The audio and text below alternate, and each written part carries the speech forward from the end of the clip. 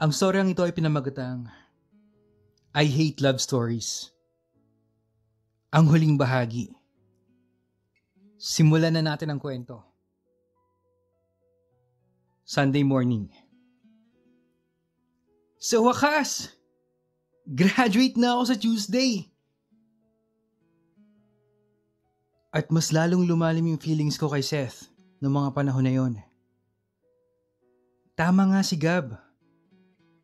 May dadating din para sa akin. Tapos, tinawagan ko si Gab noon.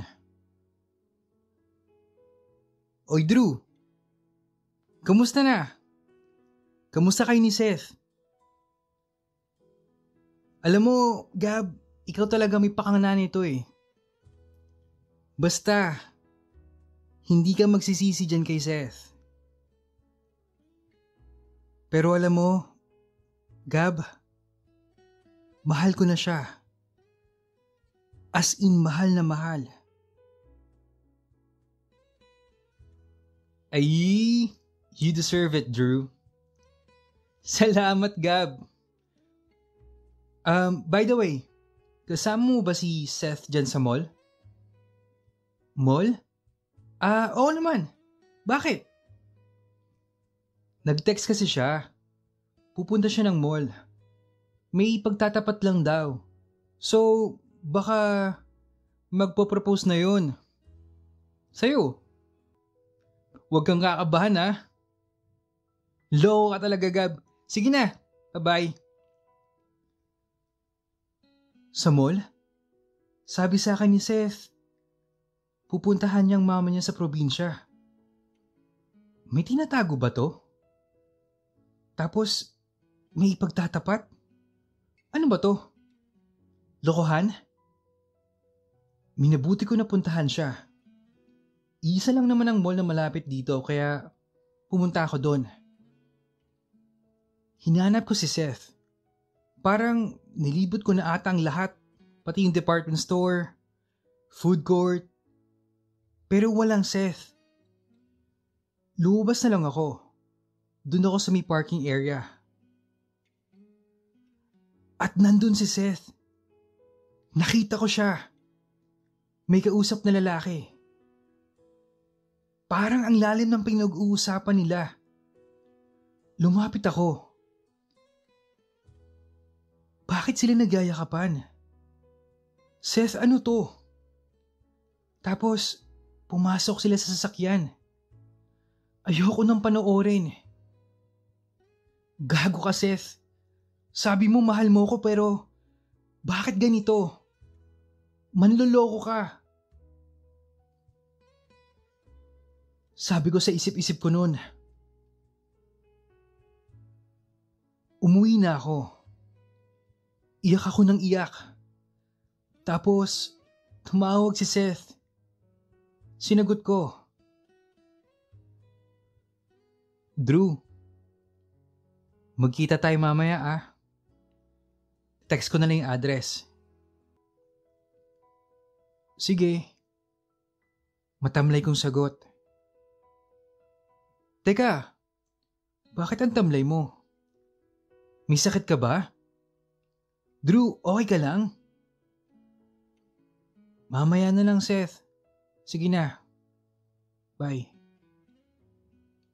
Drew, may problema ba?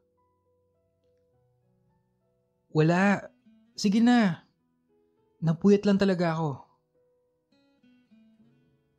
Sige, basta mamaya, Drew ah. I love you. Sabay baba ng telepono. Manloloko ka, Seth. Bahala ka. Hindi kita sisiputin. Dumating ng gabi. At wala talaga akong planong pumunta doon. Kaya I decided na uminom na lang sa bar. Nakailang shots din ako. Tapos parang nagre-ring yung phone ko. Si Seth. Nasa isip ko ang kulit naman ito. Kaya sinagot ko. Hello Drew. Asan ka? Eto. Naglalasing. Manloloko kasi. Niloko mo ako, Seth. Mahal na mahal kita tapos ganito lang yung gagawin mo? Drew, anong pinagsasabi mo? Tsaka, saang bar ba yan? Pinatay ko yung tawag. Grabe, kahit lasing na ako, nakauwi pa rin ako noon. Pagpasok ko sa kondo, andun si Seth. Drew, bakit nagawa mong maglasing? Bakit hindi ka sumipot? Ewan ko sa'yo. Doon ka na sa lalaki mo. Ha? Anong pinagsasabi mo, Drew? Pumunta ako sa mall. Nakita ko kayo. Huling-huli kita, Seth. Tapos sabi mo, pupunta ka ng probinsya? Gago ka pala eh. Wait. Please, Drew. Let me explain. Wag na. Ano pa bang dapat mong explain? Nakita ko nang dapat kong makita.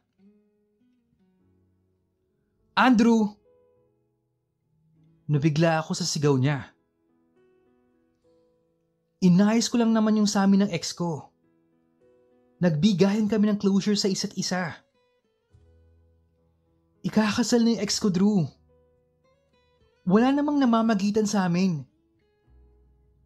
Tapos, nakita mo siguro na pumasok kami sa kotse. O ayan, kinuha ko lang to. Pinagawa ko pa yan. Sabay hadis ng parang ring box. At singsing nga yung laman. May nakalagay na Drew and Seth forever. Ang tanga-tanga ko pala. Seth, I'm so sorry. Mahal na mahal kita, Drew. Tandaan mo yan. Ikaw lang ang mahal ko. Wala nang iba. At hindi ko kayang lokohin ka. Seth, siguro I need to find myself muna. Siguro nga, Drew. Hanapin mo muna ang sarili mo. Hindi pa to siguro ang tamang panahon. Binalik ko kay Seth yung ring. Ang tanga at ang bobo ko talaga. Ang tanga-tanga ko. Graduation day na, Tuesday. Ang lungkot ko. Pagkatapos ng event, umalis na ako kagad. Yung tita ko lang yung nag-attend sa akin. Okay na rin yun. That night, nag-text si Dad. Pupuntahan ko siya. Si Dad lang naman kasi ang parang walang closure kasi si Mama, parang ayos naman kami. Alam ni Mama yung sa akin. Yung tungkol sa amin ni Seth. Biglang tumawag si Dad. Mag-meet daw kami sa Cebu. Kasi nandun siya. At mag-uusap kami. Para akong kinakabahan nun. Kaya I took the plane papuntang Cebu. Text ako ng text kay Seth pero hindi siya nag-reply. Naiintindihan ko naman na galit siya. Kasi kasalanan ko naman. Hindi ko siya binigyan ng oras na mag-explain. Anak, congrats. Graduate ka na. Thanks, Dad. Nak, may pag-uusapan tayo. Kinakabahan ako ng mga oras na yun. Nak, Patawarin mo ako kasi hindi ko natugunan ang pagiging ama ko sa'yo. Anak, yung sa amin ng mama mo, bata pa kasi kami noon. 19 siya nung nabuntis. And I was 20. Pinanindigan ko yung mama mo nung time na yon. Nadala lang kami ng emotions. Pero hindi talaga namin mahal ang isa't isa. Though ganun yung setup, we decided to get married para sa'yo. Para hindi ka lumaking walang mga magulang. Pero as time passed by, naging selfish kami ng mama mo. Sarili lang namin ang iniisip namin. We parted ways without thinking na masasaktan ka. Anak, alam ko, lubha kang naapektuhan. Humihingi ako ng tawad sa iyo, Andrew. Tapos, nagkayakapan kami ni Dad. Ito na siguro yung closure. Ngayon, naiintindihan ko na. Even na hindi talaga nila mahal ang isa't isa, sinubukan pa rin nila para sa akin. Anak, I know it made you believe na hindi totoo ang love. Na it doesn't exist. Pero maniwala ka. Totoo yun. At maniwala kami forever.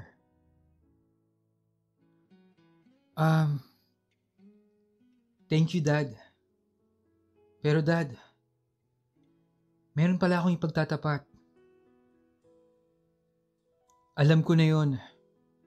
Your mom told me. You're not mad? Anak, tanggap kita. Kahit sino ka man, o kahit ano ka man. Kung saan ka masaya, doon ka. Huwag mo nang pakakawalan si Seth. Ano ba yan si Mama? Napaka-chismosa naman. Pati kay Dad sinabi yun. Ito pa ang sabi ng Mom. Sa sobrang gwapo ng mga lalaki, sila-sila na rin na nagmamahalan. Natawa ako doon sa sinabi ni Mom. Grabe. Pero ang sarap sa puso ng ganon. Natanggap ka ng parents mo, kung ano ka man. 3 weeks din ako sa Cebu. Itong si Dad, pinapauwi na ako kasi baka mawala pa si Seth. Nahanap ko na rin ang sarili ko. All along, barado lang talaga yung puso ko. Buti, naisipan ko si Dad. Buti na lang. Nagtagal pa ako ng 1 linggo. Pumunta ako sa parang rural area. Fresh and clean air. Walang stress. Meron pa akong naabutan doon na nagpo-propose sa girlfriend niya. Ang sweet naman nila. Bad timing lang talaga yung sa amin ni Seth. Umuwi na ako sa Manila. Namiss ko rin yung kondo ko. Yung saksi sa lahat ng bitterness ko. At ngayon, nahanap ko na talaga ang sarili ko. Sa sobrang pagod ko, nakatulog ako. The next day, I woke up ng mga past 9 na ng umaga. Pumunta ako sa CR para mag-shower. Tapos, pagbalik ko sa kama, merong sulat. I miss you, Drew. Hindi ako makahinga noon. Sa sobrang kaba at excitement.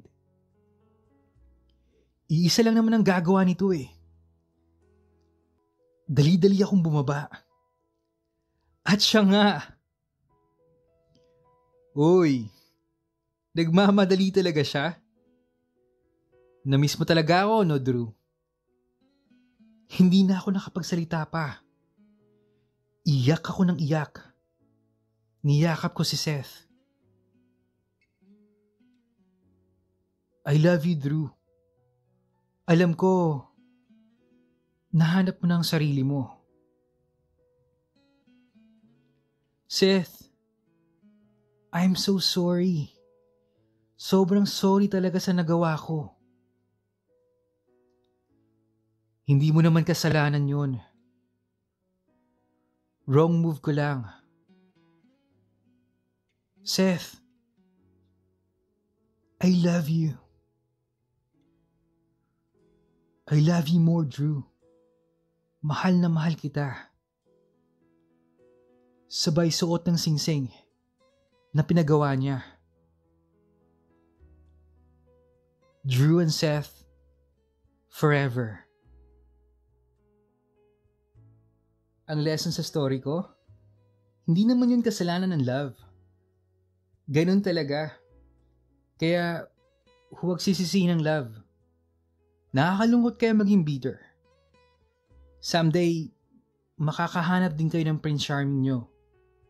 Just be patient. Maniwala lang tayo sa magic at power ng pag-ibig. O, sa mga bitter dyan, let it go now, okay?